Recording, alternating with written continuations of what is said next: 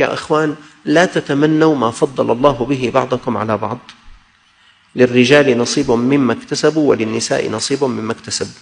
لكن شو بدي أعمل؟ واسألوا الله من فضله. لا تقول يا رب أعطيني مثل فلان، ما بتدري أنت بجوز ما بيناسبك مثل فلان.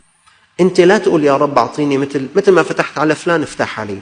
أنت اسأل ربك من فضله. فضل الله واسع، الله بيعطيك شيء ما أعطاها لأحد قبلك ولا يعطيها لأحد بعدك. ونعم الله وإمداد الله عز وجل يا إخوان عجيب. حتى في علاقتك مع الله عز وجل لا تتمنى ما فضل الله غيرك عليك، لكن اسأل الله عز وجل أن يفيض عليك من فضله. عندما تقرؤون في تراجم العلماء تعجبون كيف يفتح الله تعالى على هؤلاء القوم. فأناس فتح الله تعالى عليهم بالحفظ، يحفظ أحاديث سيدنا محمد صلى الله عليه وسلم بطريقة عجيبة.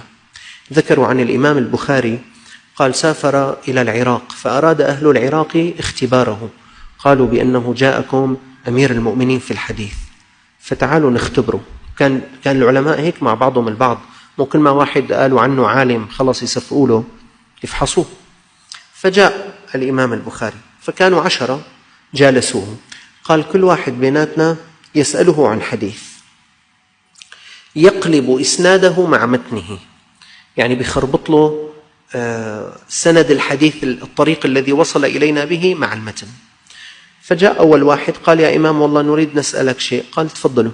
فسأله الأول سؤالا حديث، وكان قد هو أصلا خربط له الحديث، هو بيعرفه الحديث صحيح بس خربط له، يبدو يختبره.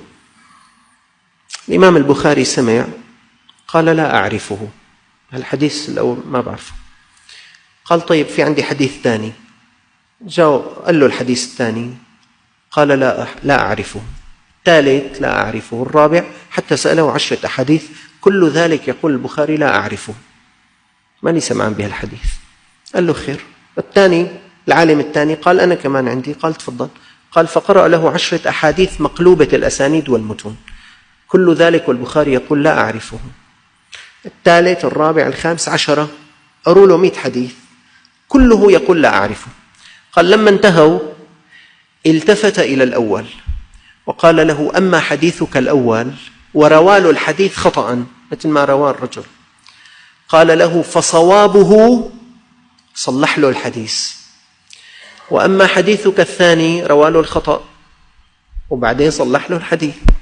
قال حتى جاء على الأحاديث 100. قال لهؤلاء العلماء والله ما عجبنا من حفظه للحديث الصحيح، لكن عجبنا كيف حفظ الخطأ. لكن شلون حفظهم من أول لقطة؟ فتح هذا يا إخوان في الله عز وجل في عباد الله بيفتح عليهم.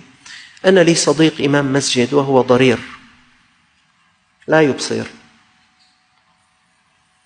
أذكر بأنه في بيتي الشوفاج صار في مشكلة، فأنا أذكر الذي يعني عمل لي في الشوفاج هو عامل يصلي معنا في ذاك المسجد، بس أنا ضيعت رقمه وضيعت اسمه ولا أعرف عنه شيء إلا أنه يصلي في ذاك المسجد. الآن بالمسجد جئت إلى الإمام قلت له يا أستاذ في شخص بيصلي معنا هو بيصلح شوفاجات وبيركب شوفاجات، كان بزمانه ركب لي لبيتي شوفاج. قال لي إيه نعم فلان الفلاني. قلت له عندك رقمه؟ قال لي إيه سجل. أنا والله يا إخوان هو ضرير لا يبصر، أنا ظنيت هلأ حيطلع الجوال ويقول لي خذ طالع اسمه منهم. قال لي سجل. طلعت أنا الجوال وإذ أملى علي الرقم من ذاكرته.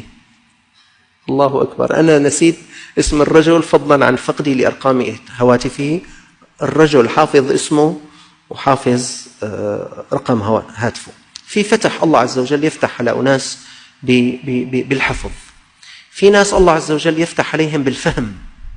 في من العلماء من له قراءات هيك لآيات القرآن الكريم لأحاديث النبي صلى الله عليه وسلم عنده فهم. الله عز وجل قال ففهمناها سليمان، يعني بيكونوا اثنين مع بعضهم بعض، هذا يفهم المسألة فهما عاليا والآخر سبحان الله ما يتمكن من هذا الفهم. في أناس الله يفتح عليهم في الذكر، في أناس الله يفتح عليهم في قيام الليل، في أناس الله يفتح عليهم في هداية الخلق. عجيب يعني عجيب فعلا، تلاقي بيقعد مع واحد نص ساعة بيقلبوا. هو الله عز وجل هو الذي ألقى الهداية،